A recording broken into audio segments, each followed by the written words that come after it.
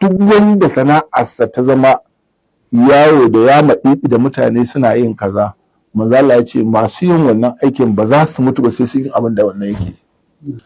Duk wanda zai je wani waje ya laɓe ya ga su waye za su zo ya ɗauki hotonsu ko ya laɓa ya ɗauko muryarsu ba don ko dai zai gaya wa duniya ya ga sanan a wuri kaza ga sanan sun je sun yi kaza. Sutura ce fa.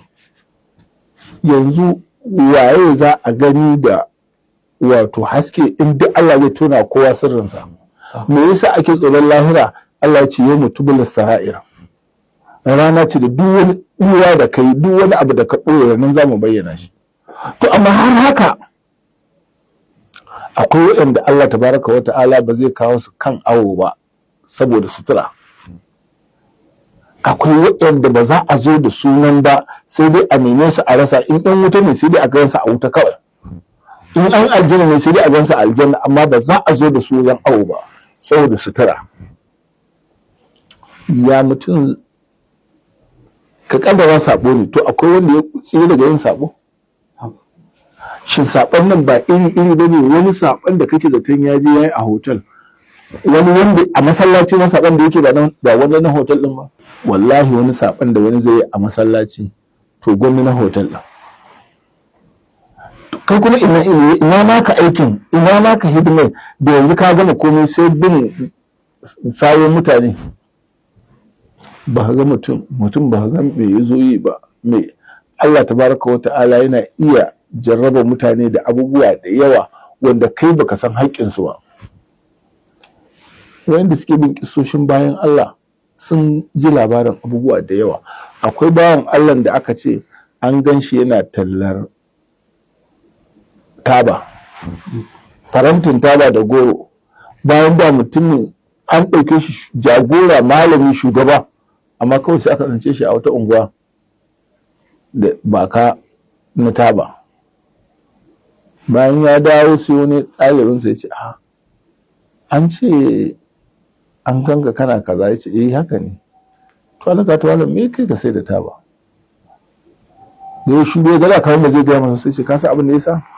Ya ce ita tabar ta ba irin sauran taba ba ce. Wato mun yi mutane wa'azin shan taba sun ƙi daina. To shine na fito da wannan sigar, duk mutumin da ya sai taba a waje na ya sha ba zai ƙara shan taba ba. Domin ashe wata sinadari ya haɗa da kuma izini daga Allah, idan mutum ya zuƙa to kyama da tsanar taba za ta shiga zuciyar shi, daga wannan karan ba zai ƙara shan taba. To da yawa za ka ga wasu mutane a sura ta laifi, kai kana ɗaukan masu laifi ne, su ku da mama ba su san ma inda laifin ya ba. Wala tazdaru abdan ala ayi halatin yakunu alaiha fashgilu bi kuwaisati. Duk yanda ka ga mutum ka kiyaye kanka, baka san hakikarsa ba. To ka kaddara ma laifin yake yi, a sharawancin ya zo ne, in har ba za ka iya matsa kai mai nasiha ba sai ka bashi da ubangijinsa. Amma zancen ka zo kana yaɗa shi kana ɓata shi, manzo Allah sallallahu alaihi wasallam yana cewa la tuzhiru shamatata la akika, la tuzhiru shamatata la akika wa afiyahu Allah yubtalika, au kama qala sallallahu alaihi wasallam. Kar ka bayyana abin dariya daga dan uwanka, wani abu ya samu dan uwanka da zai iya a mai dariya, manzo Allah ya ce ba ruwanka da wannan. In ko sana'arka duk wanda yake yawo da mutane cewa wane yana kaza, ai wane dan kaza ne, ai wane yana kaza, kawai dan niyyar ya bata masa suna, dan niyyar a daina ganin shi da mutunci, to Allah sai ya jarrabe shi da wannan aikin. Ba ruwanka da abin da yake. Babban haƙƙinsa a kanka, in ji manzo Allah sallallahu alaihi wasallam ya ce kai mai nasiha. Da zarar ya karɓi nasiha ka kayi nasara, in bai karɓi nasiha ka ba ka samu ladan yi man nasiha, amma fa hisabu wa Allah ta'ala. Hisabinsa yana wajen Allah, ba ruwanka. To yanzu mun zo zamanin da mutum sai ya saƙo abin ɗauka ma ya laɓe a aljihun shi, ya dinga dukan cikin kana magana, kai kana zaton da shi kake magana, a shi da duniya kake magana. Da duniya kake magana, wannan maganar da kuka yi da shi duniya zai je ya sa haka kawai don a zage ka, a ci mutuncinka a duniya, sai ya zo ya saka maka. wannan ba sana'a ba ce. Masu yin wannan su sani wallahi musiba suke jawo kansu. Za ka ga mutum ya tsufa ya rikirkice, harka ta watse masa, 'ya'yansa sun lalace, kai masu taimakon su masu rasa ta inda su taimako shi. Wallahi Allah ba azzalimi ba ne, Allah baya cuta. Duk wanda ka gan shi ya rikirkice, tambayi waɗanda suka san kuruce su da yarintarsa.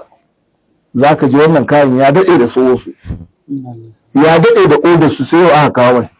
Ɗan uwa musamman matasa, wannan social media kar ta ja ku faɗa da Allah, kar ta ja ku faɗa da Allah.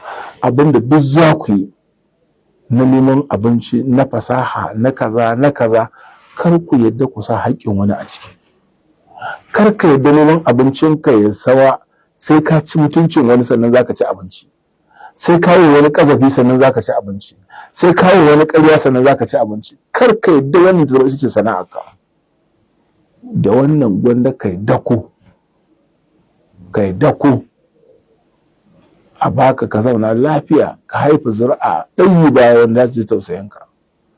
Amma in ba ka zaɓi wannan ba, ka zaɓi wancan, wallahi ba wai wani, kai kanka sai ka yi tausayin kanka, saboda irin hukuncin da Allah zai maka. Allah ya sa mu kiyaye, Allah ya sa mu dace.